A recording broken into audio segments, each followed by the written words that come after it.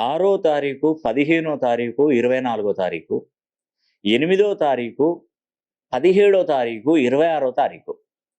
ఈ సిరీస్‌లో జన్మించినటువంటి వాళ్ళు, అంటే ఈ తేదీలలో జన్మించినటువంటి వారు తూర్పు దిక్కు నివాసం పనిచేయదు.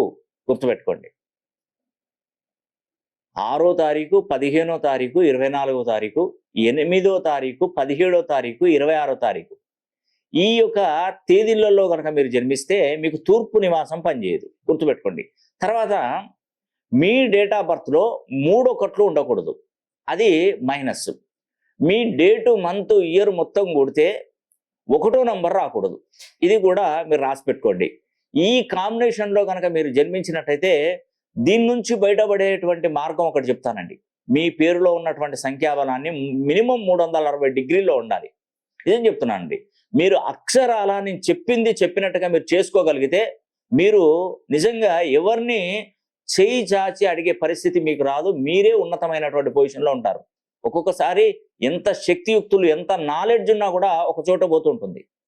అదృష్టం, ఆ లక్ అనేది ఉండాలి. ఆ లక్ లేకపోతే మనం ఏం చేయలేమండి.